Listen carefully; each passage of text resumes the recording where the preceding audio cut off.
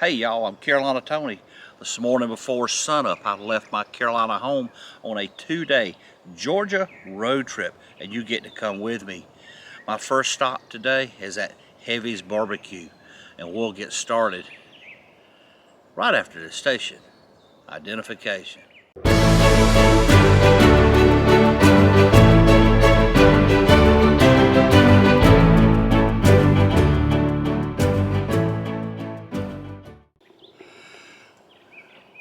Well, this is called Heavy's BBQ, or Stella's Roadhouse, with a pig on the roof.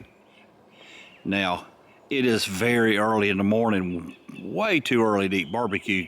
But wait a minute, it's never too early to eat barbecue. But it appears that they have a pig a-smoking. I see smoke coming out of the chimney. Nonetheless, there's some pretty neat artifacts and contraptions to look at. And look at this, a butt kicking machine. I would have kicked my butt if I'd have missed this place. First in Georgia, Heavy's BBQ kicking machine, Crawfordsville, Georgia. A genuine, bona fide butt kicking machine. Well, this is pretty cool. A monument to Heavy.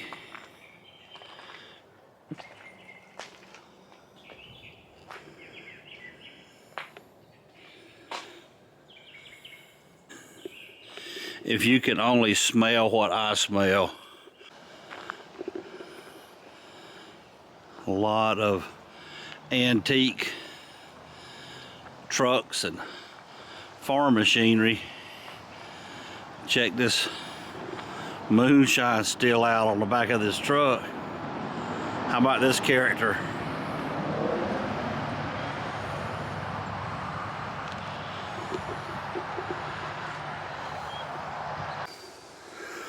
And this is apparently, this little shed is how the Georgians hide their moonshine process.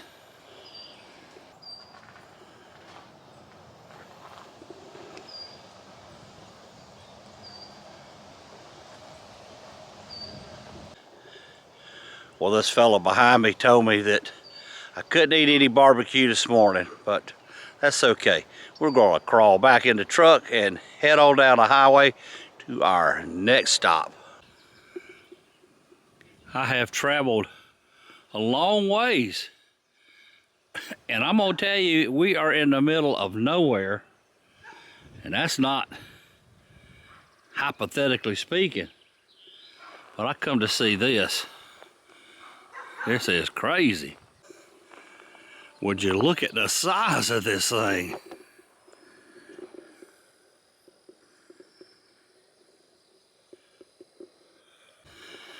Help Sasquatch find a cure for cystic fibrosis. Look how tall this thing is.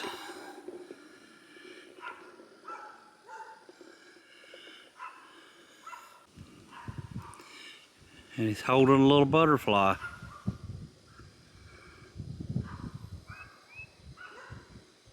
That's cool, isn't it?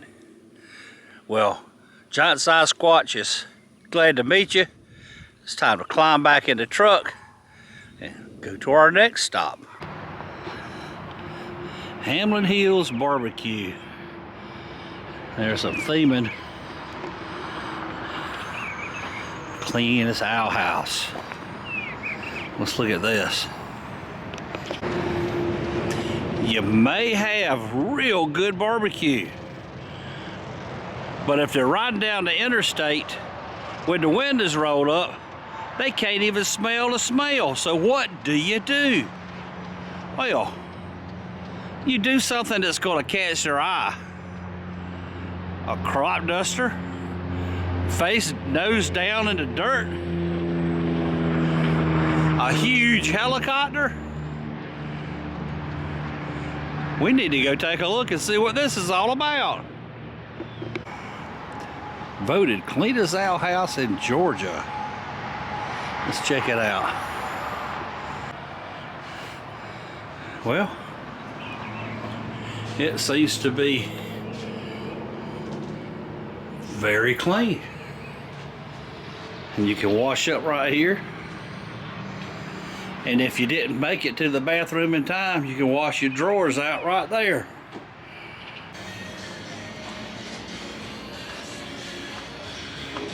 Oh, cool.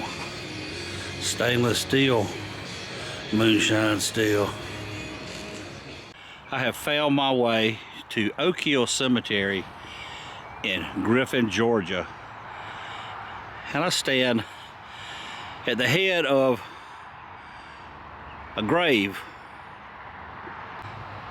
This is the grave of John Henry Holliday. You might know his name by Doc Holliday. He died on November the 8th, 1887 at the age of 36 in Glenwood Springs, Colorado from consumption. We know that as tuberculosis.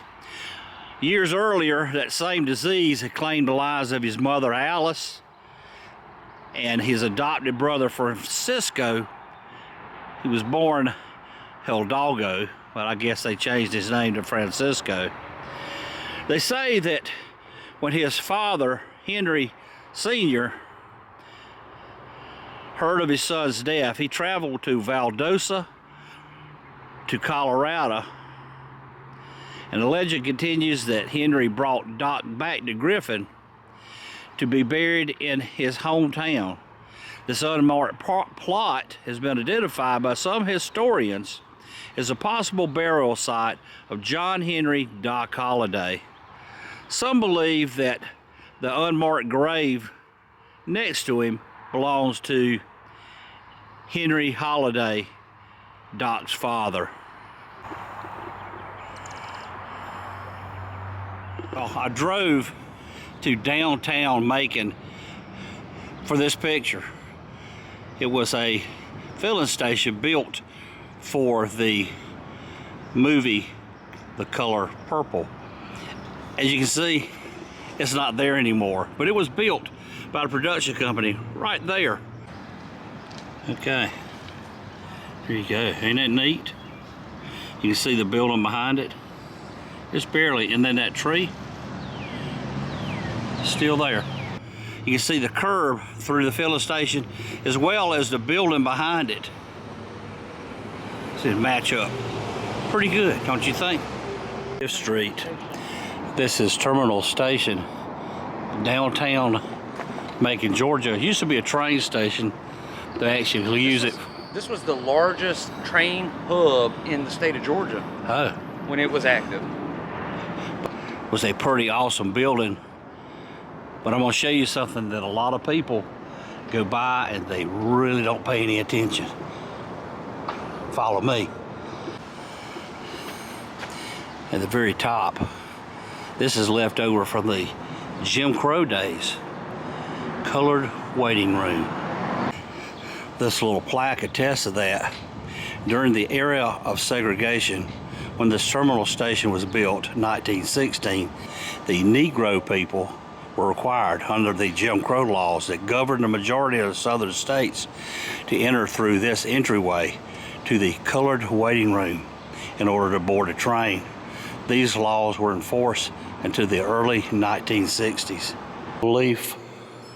This is where you can get your ticket. Uh-huh. This is where you boarded the trains back here. You would go through all this to board the trains, but you had to get your ticket here first. So buy your tickets for the train here. Oh, look at the old ticket board here. 1949. With the original telephone still inside. Old telephones. Of course they're locked. The old. Oh, That's kind of where we were out walking a while ago. Yeah, see, here's a track on the outside and one on the inside. See? Yeah.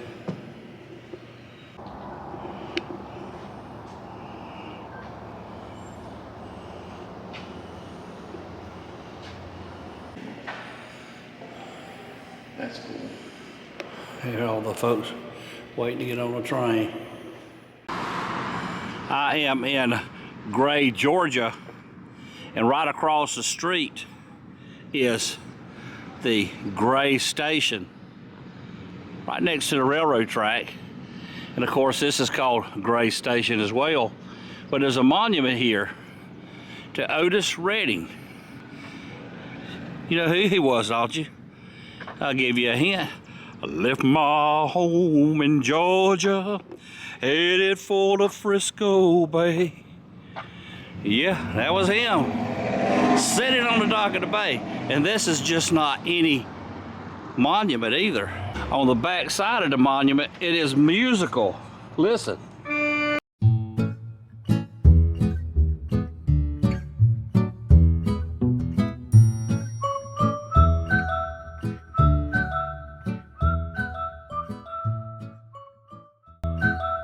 Yeah, this is the back side of the Otis Redding Monument. You can hear in the background they're playing his infamous song, Sitting on the Dock of the Bay.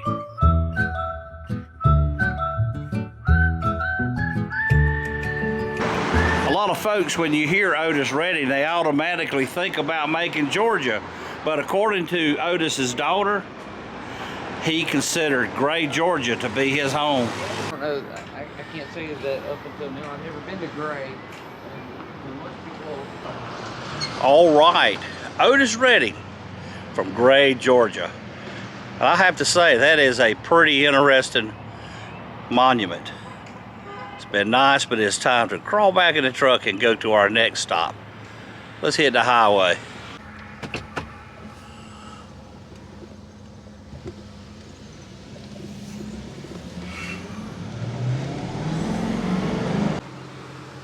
Claxton, Georgia. Do you know what Claxton is famous for? Yeah, you got it. City of Claxton, fruitcake capital of the world. Well, it will be just my luck after close. We'll see. Says they're open. So this is what it looked like, probably in the 1920s. 1910, and the cake really got started in 1945. Well, I made my purchase. I got the dark. He told me how many millions of pounds of fruitcake they make a year. It's a lot. And he said he gets fruit now. Used to be all in the United States, but now it's from all over the world.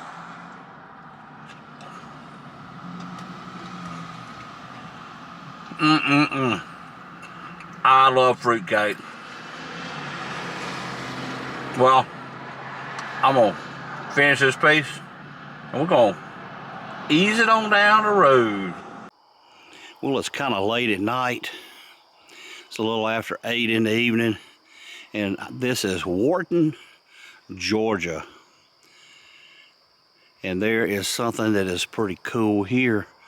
Is the oldest jail.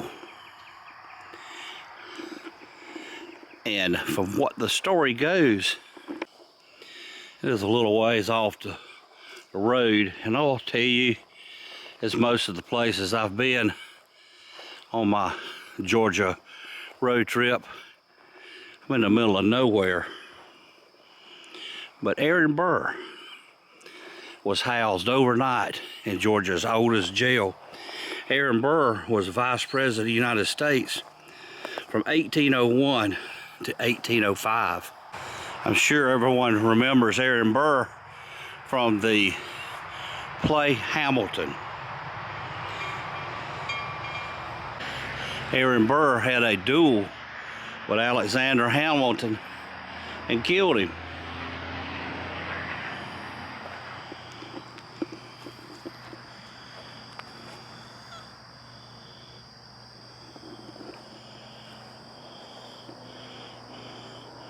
Very primitive jail.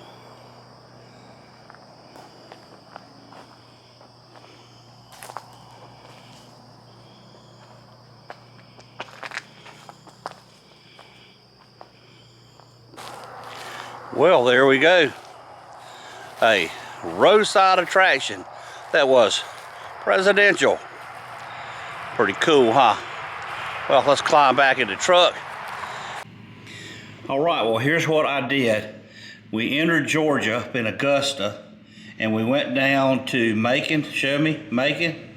And we wandered down through the back roads and towns and got into Macon. And then we worked our way out and we went to Santa Claus Town, Santa Claus, Georgia, and now we are on our way out. Well, I am almost out of Georgia. I am at the Georgia Welcome Center on Highway 301, right before you go into South Carolina. Ending up my roadside attraction tour here, because this is a roadside attraction. This is officially Sylvania. However, it is in the middle of nowhere. This is the oldest welcome center in the country. It opened in 1960, Georgia Welcome Center, and it is on the National Register of Historic Places.